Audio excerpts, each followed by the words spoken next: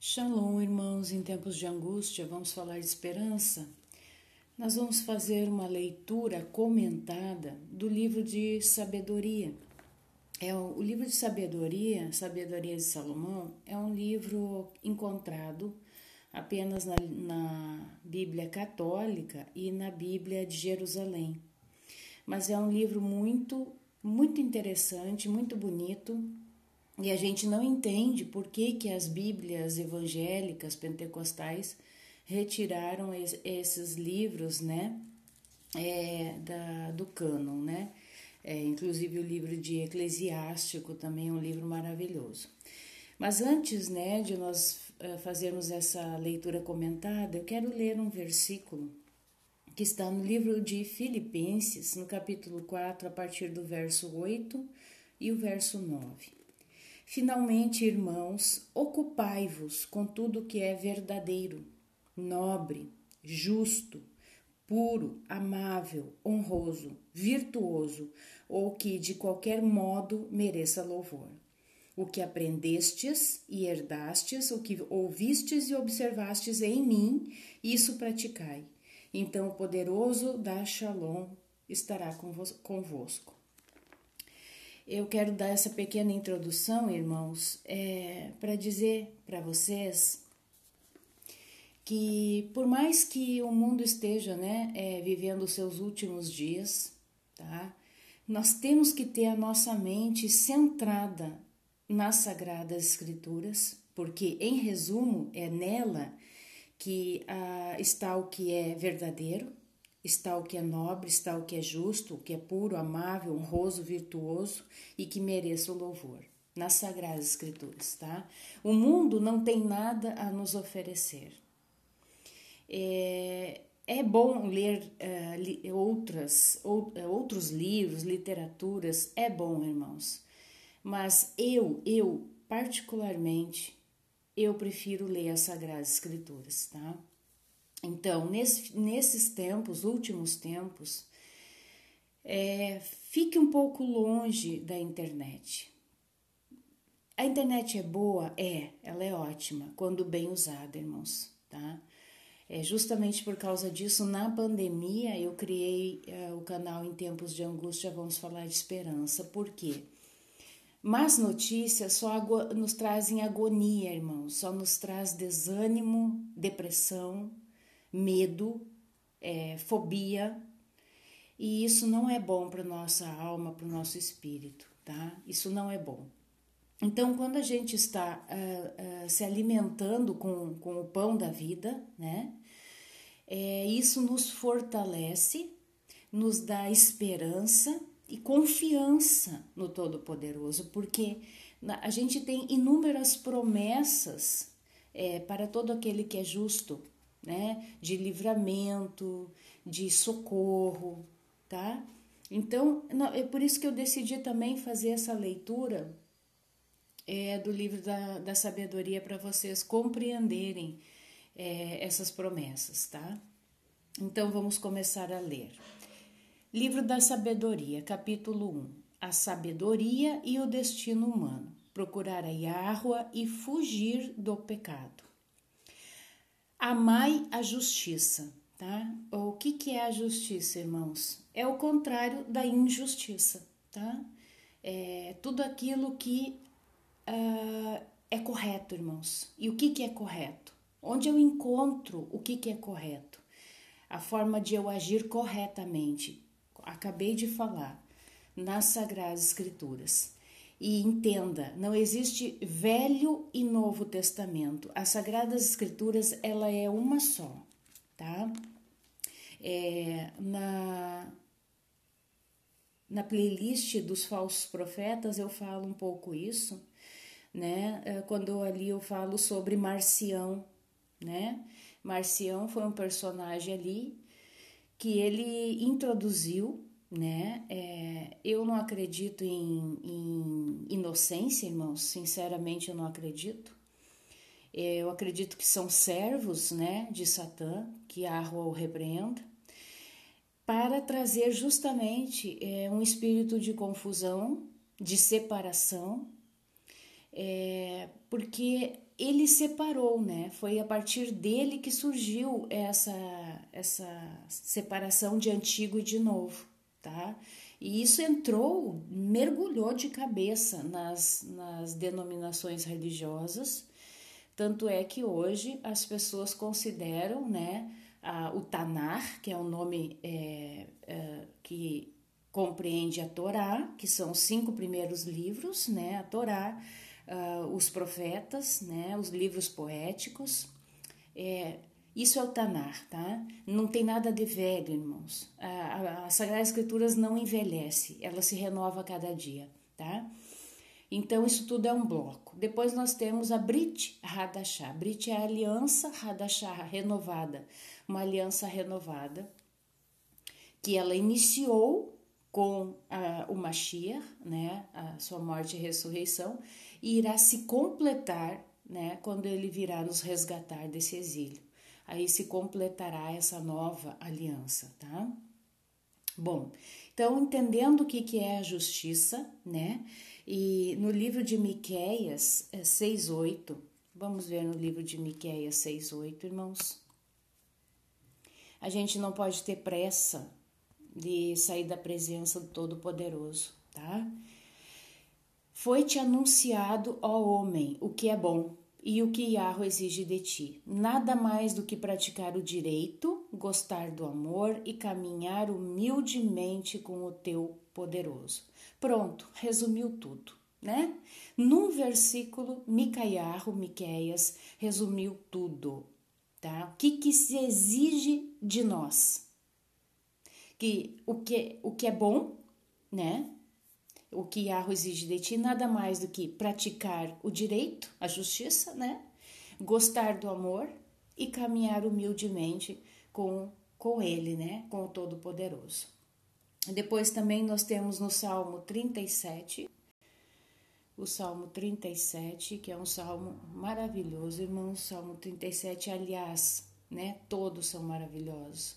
Pois Yahweh ama o direito e jamais abandona os seus fiéis. Irmãos, leia isso quantas vezes for necessário, né? Quando você estiver angustiado, quando você estiver desanimado, quando você olhar para tudo e pensar o que vai ser, né, do futuro, o que vai acontecer, leia isso.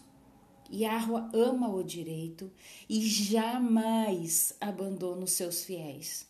Os malfeitores, os ímpios, né, serão destruídos para sempre e a descendência dos ímpios extirpada. Tá? Aqui no 29 diz, os justos vão possuir a terra e nela habitarão para sempre. Os novos céus e a nova terra. Tá?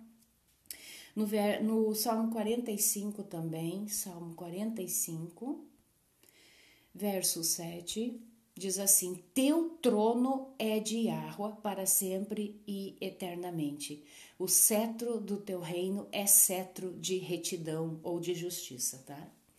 Então, aqui fala, né, que o cetro, né, do reinado do Todo-Poderoso, ele é um cetro de justiça. E por isso, nós devemos ser justos. Aqui continua, amas a justiça e odeias a impiedade. Eis porque o teu poderoso te ungiu com óleo de alegria como a nenhum dos teus rivais. Depois no livro de Hebreus 1:9, eu estou fixando aqui, irmãos, com relação à justiça, porque nós vamos ver ao longo de todas as Sagradas Escrituras, mas como estamos fazendo a leitura do livro da Sabedoria de Salomão, nós vamos ver muito sobre justos e ímpios, tá? Então nós temos que entender o que é essa justiça. Hebreus 1:9 diz assim, amaste a justiça e odiaste a iniquidade. Por isso, ó poderoso, ou o poderoso, te ungiu o teu poderoso com óleo de alegria como a nenhum dos teus companheiros, tá? Porque tu amaste a justiça, odiaste a iniquidade. O que é a iniquidade, né? A iniquidade é aquilo que o ímpio faz, né? Que é a transgressão à Torá, que é rejeitar a Torá. Porque a Torá é a instrução para nós, é nosso manual de vida. É ela que diz para nós o que é correto e o que é incorreto. Ok, irmãos? Então vamos lá voltar para a leitura do livro de sabedoria. O verso 2. Porque ele quem? O Todo-Poderoso, né? Se deixa encontrar por aqueles que não o tentam. Ele se revela aos que não lhe recusam a fé. Então que a gente não fique tentando ao Todo-Poderoso, né? Colocando ele à prova. Nós temos que tão somente obedecer, confiar, irmãos, tá? Ele se deixa encontrar por aqueles que não o tentam. Ele se revela aos que não lhe recusam a fé. 3. Pois os pensamentos tortuosos afastam de Yahweh e o poder posto à prova confunde os insensatos. Vamos ver o que diz sobre esse poder aqui. O poder divino que age no mundo e que aos poucos será identificado com a Ruach HaKodesh, ou a sabedoria, né? Então, irmãos, o que acontece? Quando a gente começa a ter pensamentos tortuosos, o que seriam esses pensamentos tortuosos? Pensamentos assim que começam a se desviar daquilo que as sagradas escrituras falam, tá? Por exemplo, você não está pensando naquilo que é puro, naquilo que é amável, que é de boa fama, tá? Aquilo que nós lemos a recém no livro de Filipenses. Quando a nossa mente começa a se desviar, né, de pensamentos bons, vem os pensamentos tortuosos. E isso nos afasta de Yahweh, nos afasta, tá? E quando nos afastamos do Todo-Poderoso, né, nós damos abertura para quem se aproximar, irmãos. Quando a Ruach HaKodesh começa a se afastar de nós por causa destes pensamentos tortuosos, porque isso traz o pecado, a Ruach HaKodesh começa a se afastar, tá? Então, se a Ruach HaKodesh se afasta, quem que se aproxima, irmãos? O nosso ser, né?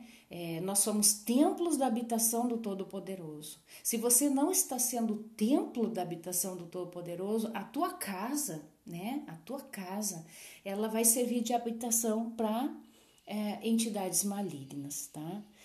Como fala lá o versículo da casa varrida e adornada, né? Quando aqueles seres malignos que uma vez foram retirados da sua vida, né?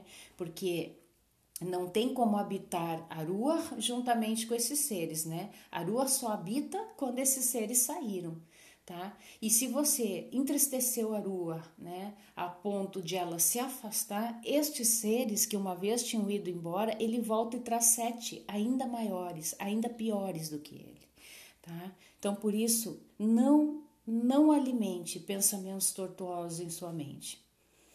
A sabedoria não entra, olha, a recém eu falei aqui, a sabedoria, a Ruach HaKodesh, né? Tem a playlist sobre a Ruach HaKodesh, que ela é a sabedoria, tá? Não entra numa alma maligna, não entra. Não tem como dividir casa, tá? Experimente dividir casa com alguém, irmãos, com um estranho. Não com alguém da sua família, mas com um estranho, isso não dá certo.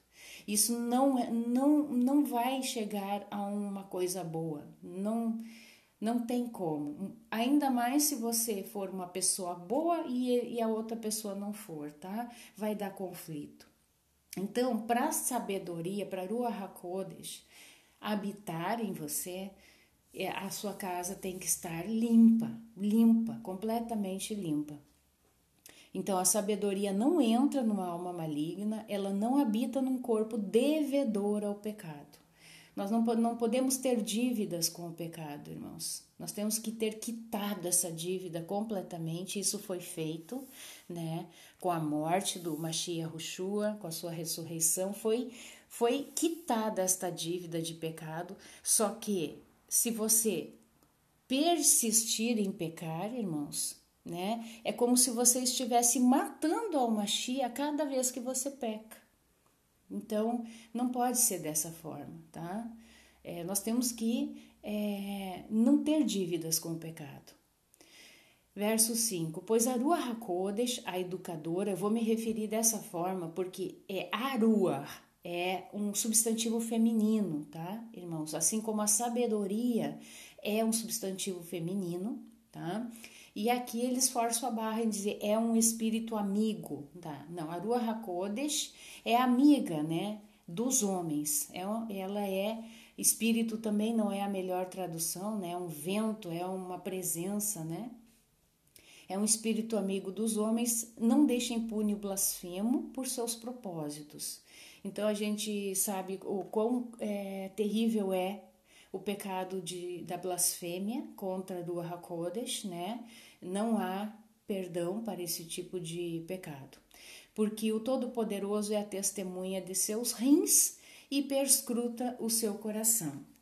Os rins, irmãos, são a sede das paixões e dos impulsos inconscientes. Vamos ver lá em Jó 19, 27. Jó 19, 27. Aquele que eu vir será para mim, aquele que meus olhos contemplarem não será um estranho. Dentro de mim consomem-se os meus rins, tá? Outro verso, Salmo 16, 7. Salmo 16, 7. Bendigo a Yahweh que me aconselhe, mesmo à noite meus rins me instruem. 73, 21, Salmo 73, 21.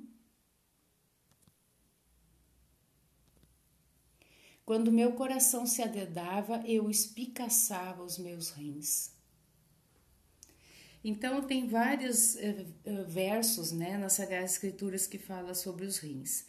E depois o coração, né, que ele fala ali, o coração é a sede da atividade consciente, tanto intelectual quanto afetiva. Gênesis 8, 21. Gênesis 8, 21. E Yahweh respirou o agradável odor e disse consigo: eu não amaldiçoarei nunca mais a terra por causa do homem, porque os desígnios do coração do homem são maus desde a sua infância. Nunca mais destruirei todos os viventes como fiz. Então, coração e rins, eles estão frequentemente associados para designar o conjunto das potências interiores do homem, tá? Então, vamos voltar lá para o livro de sabedoria.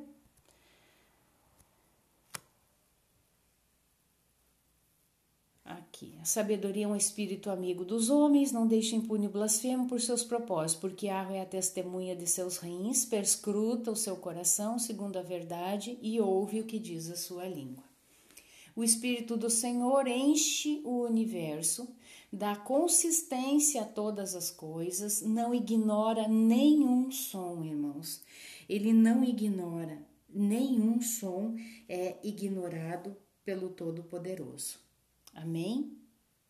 Então temos que cuidar, né? O que fala, né? O que falamos. Por isso, quem fala iniquamente não tem desculpa, não poderá eludir a justiça vingadora. Então, se da nossa boca está saindo sons, né? Iníquos, né? Impuros, estamos amaldiçoando, porque a língua, né, é um instrumento dentro da nossa boca, que dela, né, pode ser tanto a bênção quanto a maldição. Então, isso é uma luta, irmãos, muito grande. Quem não peca com a língua, eu acredito que seja, assim, uma pessoa quase perfeita. Quase perfeita. Eu digo quase perfeita, né, porque a perfeição é para poucos, né? O Mashiach Hushua, o nosso irmão, ele foi um ser perfeito que esteve aqui, né, e se fez humano. Mas a boca, eu creio que é um dos principais motivos de pecarmos, tá? Com esse pequeno membro, né, que inflama, como diz a palavra, né, que coloca fogo, né, numa floresta inteira. É uma luta diária que nós temos que dominar este pequeno membro, né? Então, Verso 8. Por isso quem fala iniquamente não tem desculpa, não poderá eludir a justiça vingadora. Indagar-se-á sobre os planos do ímpio, o barulho de suas palavras, e dá até a Iahua como prova de seus crimes. Um ouvido cioso ouve tudo, nem o rumor dos murmúrios lhe escapa. Guardai-vos, pois, do murmúrio inútil. O que é um murmúrio inútil, irmãos? A pessoa murmuradora é uma pessoa que ela se queixa de tudo. Ela não consegue perceber as bênçãos que recebe, ela não consegue perceber que ela é feliz, tá?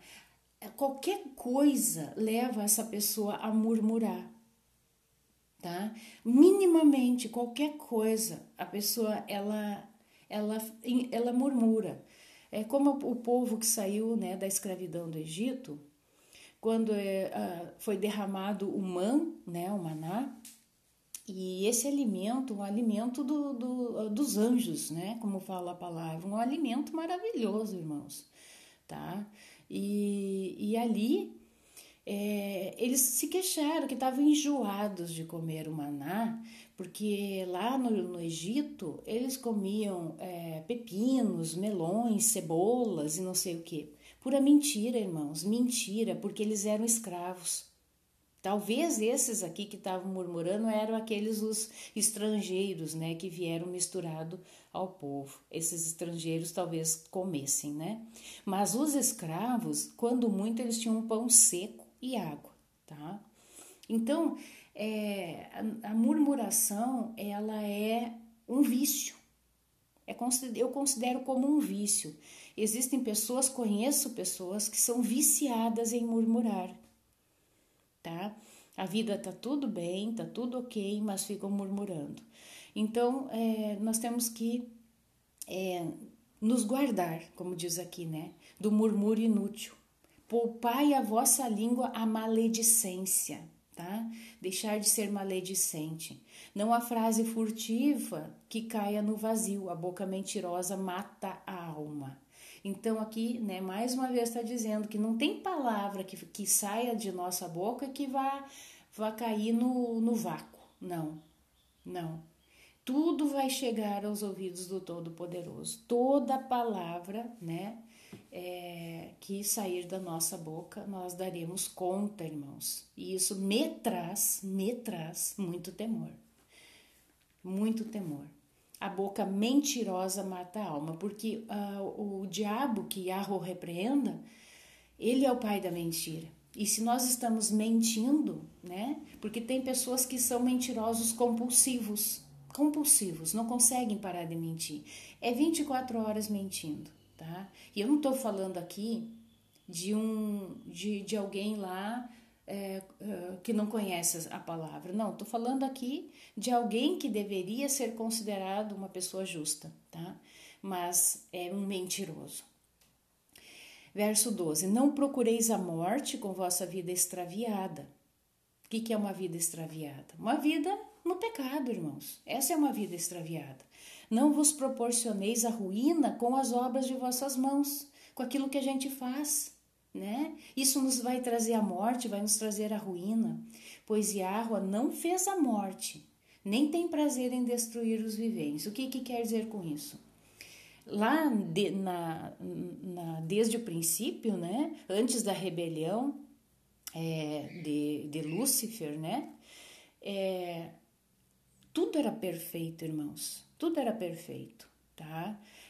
Nós fomos criados pelo Todo-Poderoso para uma vida eterna.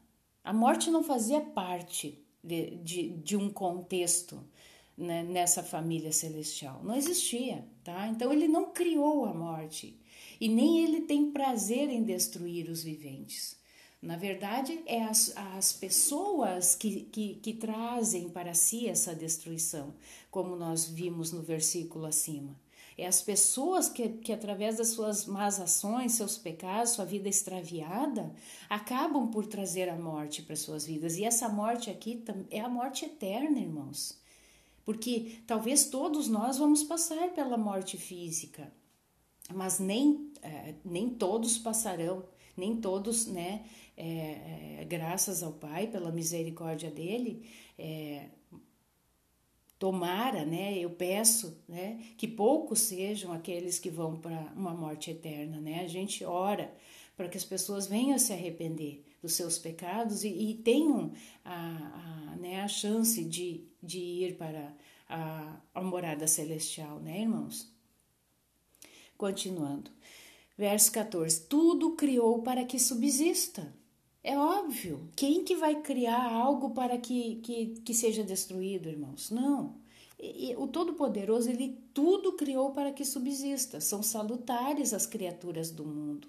Nelas não há veneno de morte e o Hades não reina sobre a terra. Porque a justiça é imortal. A justiça, né? Yahweh, primeiramente, primariamente, ele é justo, tá? Então, todo esse caráter de justiça procede do trono do Todo-Poderoso. E ele sendo imortal, a justiça é imortal. Ela nunca irá morrer, irmãos.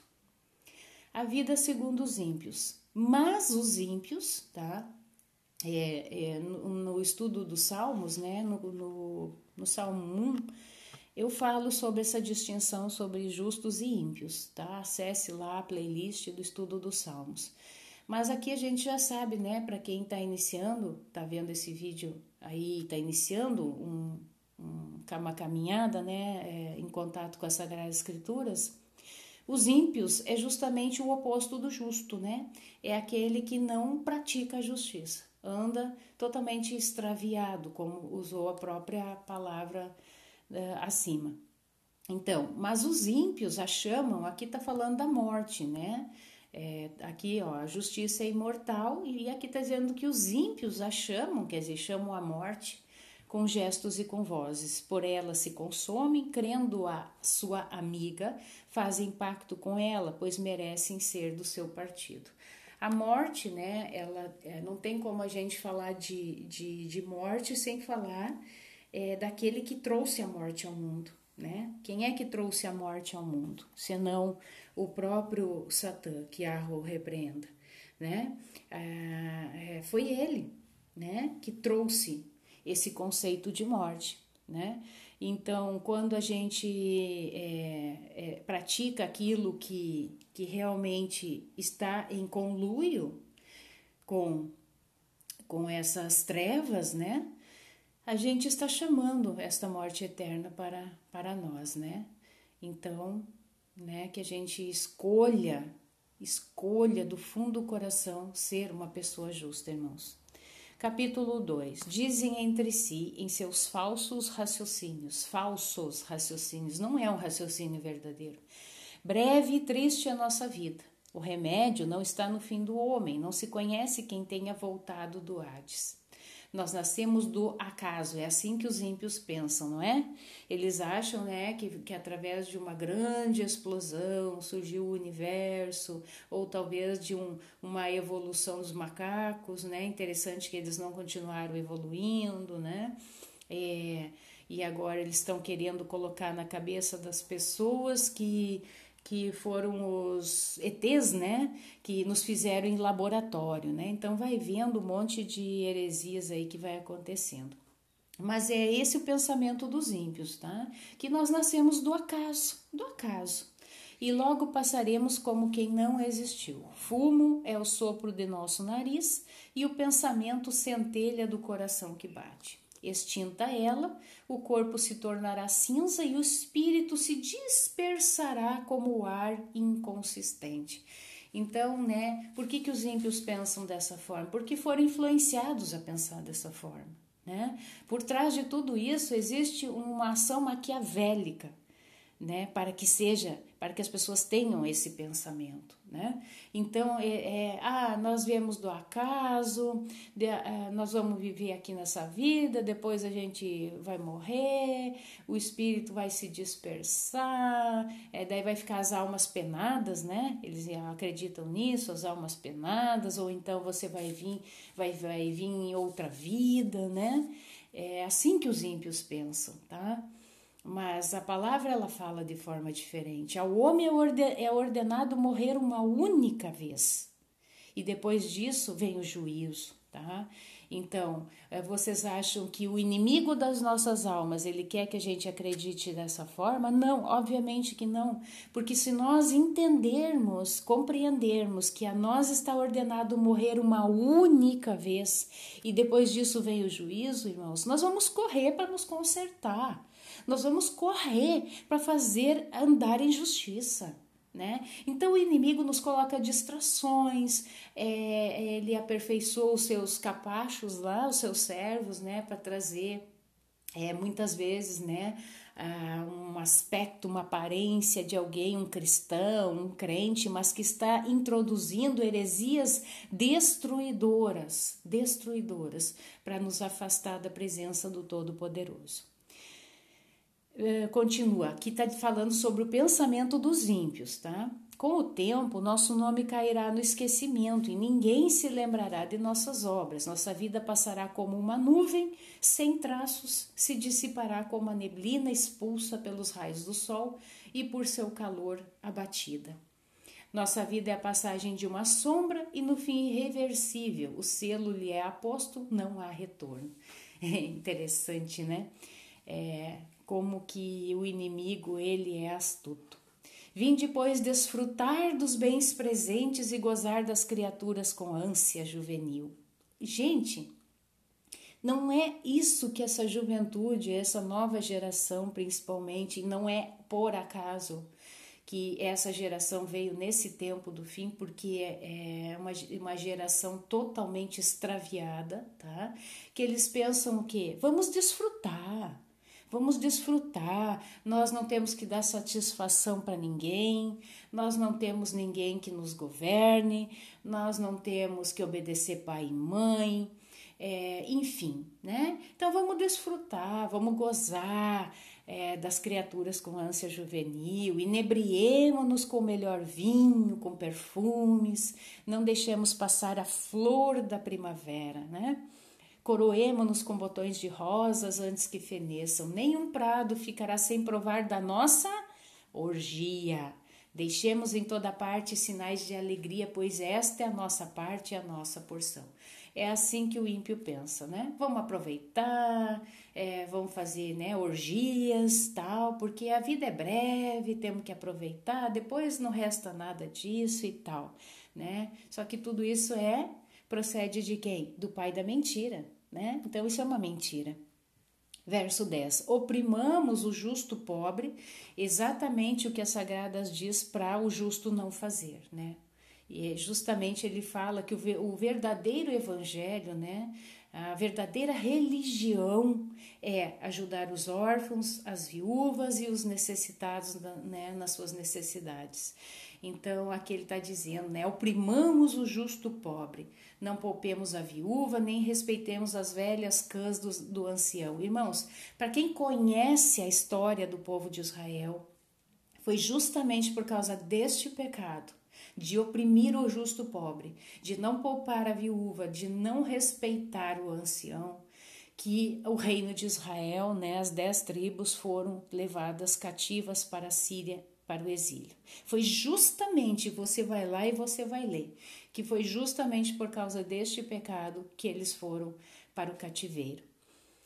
Verso 11, que nossa força seja a lei da justiça, pois o fraco com certeza é inútil. Anon, né? Nova ordem mundial. Eles dizem o quê? Que o fraco, quem que eles consideram o fraco? Justamente essas pessoas que foi enumerado aqui no verso 10. O pobre, a viúva, os anciãos. Esses são os fracos que eles consideram, né? E eles consideram inútil, são inúteis. Para que estão aí para consumir os recursos da terra, consumir os nossos alimentos? Para quê? Né? Não é assim que tem o pensamento? E eles ainda pensam assim, cerquemos o justo porque nos incomoda, a luz incomoda as trevas. E se opõe às nossas ações, nos censura, as faltas contra a Torá. Viu só? Viu só porque Marcião quis dizer que a Torá, ela é velha, que ela caducou? Por quê? Porque ele faz parte desse grupo aqui, dos ímpios, do pensamento dos ímpios. Então ele conseguiu astutamente adentrar no meio religioso, introduziu a sua heresia, né, o marcianismo, né, dizendo que é velha a Torá. Por quê? Porque incomoda. A Torá se opõe às ações deles, censura os pecados deles, acusa eles de faltas, né? Nos acusa de faltas contra a nossa educação. Tá aí a resposta, irmãos. Declara ter o conhecimento de Yahweh, ele está falando dos justos, né? Declara ter o conhecimento de Yahweh e se diz filho de Yahweh. Quem é justo não é que se declara, nós somos filhos de Yahweh. E automaticamente ele nos dá o seu conhecimento. Ele se tornou acusador de nossos pensamentos. Basta vê-lo para nos importunarmos. E é justamente isso que Yahushua falava para os discípulos, né? Que a luz, a candeia, né? O lampião, ele não pode ser colocado embaixo da mesa, porque embaixo da mesa vai ser ofuscada, a luz não vai ampliar no ambiente que está, ela vai ficar reduzida, mas nós temos que brilhar, porque a nossa luz, irmãos, ela ofusca os ímpios, tá? Aqui diz, né? Eles se tornaram, os justos, acusadores de nossos pensamentos. Basta vê-lo para nos importunarmos. Sua vida, a vida dos justos, aqui o ímpio falando, tá? Continua o ímpio falando. A vida dos justos se distingue da dos demais e seus caminhos são todos diferentes. Isso aqui é uma forma da gente ver como está a nossa vida. Se nós não estamos importunando alguém, né? Se nós não estamos trazendo um desconforto para alguém, para o ímpio, né? Com aquilo que a gente fala, com aquilo que a gente prega, a gente tem que prestar atenção. Será que não começamos a andar no mesmo caminho que eles, né? Então nós temos que abrir os nossos olhos, né? Sua vida se distingue da dos demais e seus caminhos são todos diferentes. Deixa eu até ver o que diz aqui. Os ímpios retomam as ofensas frequentemente formuladas contra o povo judeu, separado do resto dos homens por suas crenças e práticas. Aqui eles falam muito somente do povo judeu, né? Só que existe o Israel, tá? Não é o territorial, são todos aqueles que hoje, né, andam neste caminho da Teshuvá, creem no sacrifício vicário, né, do Mashiach Yahushua, tá? Esses são, né, esse povo aqui que os ímpios dizem que incomoda, tá? Eles nos têm em conta de bastardos, né? Filhos bastardos, né? De nossas vias se afasta como se contaminassem, obviamente, né, irmãos? O pecado contamina. Proclama feliz o destino dos justos e se gloria de ter a Yahweh por pai. Eu me glorio de ter a Yahweh por pai. Acredito que você também se gloria. Vejamos se suas palavras são verdadeiras, experimentemos o que será do seu fim. Pois se o justo é filho de Yahweh, ele o assistirá e o libertará das mãos de seus adversários. Experimentemo-lo pelo ultraje, pela tortura, para apreciar a sua serenidade e examinar a sua resignação. Condenemo-lo a uma morte vergonhosa, pois diz que há quem o visite e há quem o nos visite. Yahweh Tsevaot, Yahweh dos exércitos, nos visita, né? Irá nos visitar sempre que precisarmos. Eu preciso, irmãos, eu preciso ler para vocês algo que está no livro de Macabeus. Eu preciso, porque é justamente a descrição do que está escrito aqui nesses últimos 3 versículos aqui. Pois se o justo é filho de Yahweh, ele o assistirá e o libertará das mãos de seus adversários. Experimentemo-lo pelo traje e pela tortura. Então, só um minuto que eu vou procurar aqui.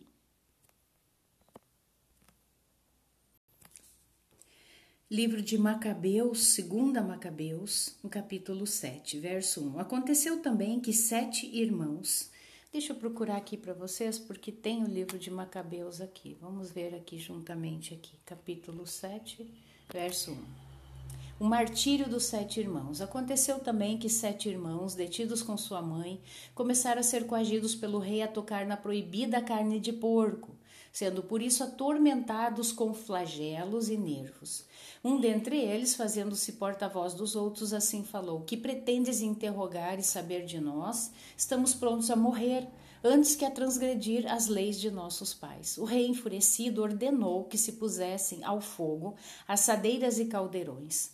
Tornados estes logo incandescentes, ordenou que se cortasse a língua ao que se havia feito porta-voz dos outros, e lhe arrancassem o couro cabeludo, e lhe decepassem as extremidades. Tudo isto aos olhos dos outros irmãos e de sua mãe. Já mutilado em todos os seus membros, mandou que o levassem ao fogo e o fizessem assar, enquanto ainda respirava. Difundindo-se abundantemente o vapor da assadeira, os outros exortavam-se entre si com sua mãe a morrer generosamente e diziam: Yahweh, o Senhor Deus, nos observe e tem verdadeiramente compaixão de nós, segundo o que Moshe declarou no seu cântico, que atesta abertamente, ele terá compaixão de seus servos. Tendo passado o primeiro desta forma a outra vida, trouxeram o segundo para o ludíbrio. Tendo-lhe arrancado a pele da cabeça com os cabelos, perguntaram-lhe: Queres comer antes que teu corpo seja torturado membro por membro? Ele, porém, na língua de seus pais, respondeu: Não. Por isso foi também submetido aos mesmos tormentos que o primeiro. Chegado já o último alento, disse: Tu, celerado, nos tiras desta vida presente, mas o Rei do mundo nos fará ressurgir para uma vida eterna, a nós que morremos por suas leis. Depois deste começar a torturar o terceiro, intimado por fora a língua, ele apresentou sem demora e estendeu suas mãos com intrepidez, dizendo nobremente: Do céu recebi estes membros, e é por causa de suas leis que os desprezo, pois espero dele recebê-los novamente. Aleluia. O próprio rei e os que o rodeavam ficaram espantados com o ânimo desse adolescente, que em nada reputava os sofrimentos. Passado também este a outra vida, começaram a torturar da mesma forma ao quarto, desfigurando-o. Estando ele já próximo a morrer, assim falou: É desejável passar para a outra vida às mãos dos homens, tendo da parte de Yahweh as esperanças de ser um dia ressuscitado por ele. Mas para ti, ao contrário, não haverá ressurreição para a vida. Imediatamente trouxeram à frente o quinto, começando a torturá-lo. Ele, porém, fixando os olhos sobre o rei, disse: Tendo autoridade sobre os homens, tu, embora sejas corruptível, fazes o que bem queres. Não penses, porém, que o nosso povo tenha sido abandonado pelo Todo-Poderoso. Quanto a ti, espera um pouco e verás o seu grande poder, como ele há de atormentar a ti e a tua descendência. Depois deste trouxeram o sexto, que disse antes de morrer: Não te iludas em vão. Nós sofremos tudo isto por nossa própria causa, porque pecamos contra o nosso poderoso, acontecendo-nos em consequência coisas espantosas. Tu, porém, não creias que ficarás impune, depois de teres empreendido fazer guerra contra Yahweh. Mas sobremaneira admirável e digna de abençoada memória foi a mãe, a qual, vendo morrer seus 7 filhos no espaço de um só dia, soube portar-se animosamente por causa das esperanças que em Yahweh depositava. A cada um deles exortava na língua de seus pais, cheia de nobres sentimentos, animando com ardor viril o seu raciocínio de mulher, e lhes dizia: Não sei como é que viestes a aparecer no meu seio. Nem fui eu que vos dei o espírito e a vida, nem também fui eu que dispus organicamente os elementos de cada um de vós. Por conseguinte, é o Criador do mundo, que formou o homem em seu nascimento e deu origem a todas as coisas. Quem vos retribuirá na sua misericórdia? O Espírito e a vida, uma vez que agora fazeis pouco caso de vós mesmos por amor às suas leis, à sua Torá, né?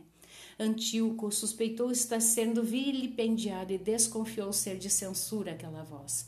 Estando, pois, ainda em vida, o mais moço começou a exortá-lo não só com palavras, mas ainda com juramentos lhe assegurava que o faria rico e o tornaria feliz, contanto que abandonasse as tradições dos seus antepassados, mas que o teria na conta de seu amigo e lhe confiaria altos encargos.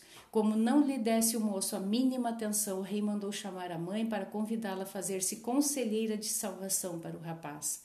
Tendo-a exortado longamente, ela aceitou tentar persuadir ao filho.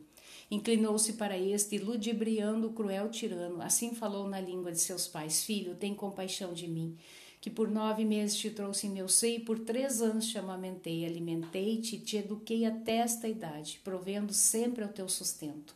Eu te suplico, meu filho, contempla o céu e a terra e observa tudo o que neles existe. Reconhece que não foi de coisas existentes que Yahweh os fez e que também o gênero humano surgiu da mesma forma. Não temas este carrasco.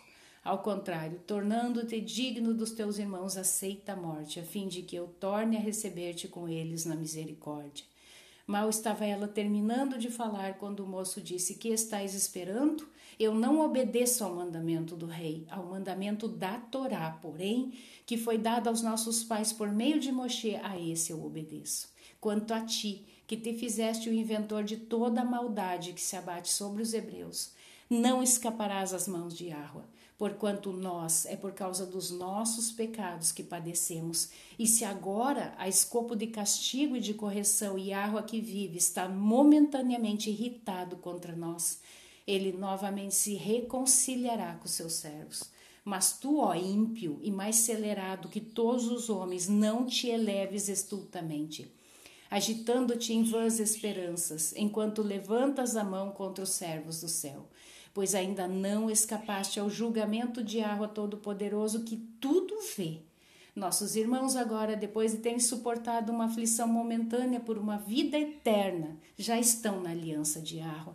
Tu, porém, pelo julgamento do Todo-Poderoso, hás de receber os justos castigos da tua soberba. Quanto a mim, como meus irmãos, entrego o corpo e a vida pelas leis de nossos pais, suplicando a Yahweh que se mostre logo misericordioso para com a nação e que, mediante provas e flagelos, te obrigue a reconhecer que só Ele é o Todo-Poderoso. Possa, afinal, deter-se em mim e nos meus irmãos a ira do Todo-Poderoso, que se abateu com justiça por sobre todo o nosso povo. Enfurecido, o rei tratou a este com crueldade ainda mais feroz que aos outros, sentindo amargamente o sarcasmo. Assim também este ilibado passou para outra vida, confiando totalmente em Yahweh. Por último, depois dos filhos, morreu a mãe. Seja suficiente, porém, sobre os banquetes sacrificais e as torturas exorbitantes o que foi até aqui referido. Irmãos, é justamente isso, né, que está falando aqui, né, que os ímpios fazem com os justos. Erro dos ímpios. Assim raciocinam, mas se enganam porque sua maldade os cega. Eles ignoram os segredos de Yahweh, não esperam o prêmio pela santidade, não creem na recompensa das vidas puras. Yahweh criou o homem para a incorruptibilidade e o fez imagem de sua própria natureza. Foi por inveja do diabo que a morte entrou no mundo. Experimentam-na quantos são do seu partido. Amém, irmãos? É muito lindo. Eu vou ler esses 2 capítulos, né? Para não já estar, né? Quase aí 50 minutos de vídeo, mas tudo é para honra e glória do Todo-Poderoso, né? E continuamos nos próximos vídeos. Shalom a todos.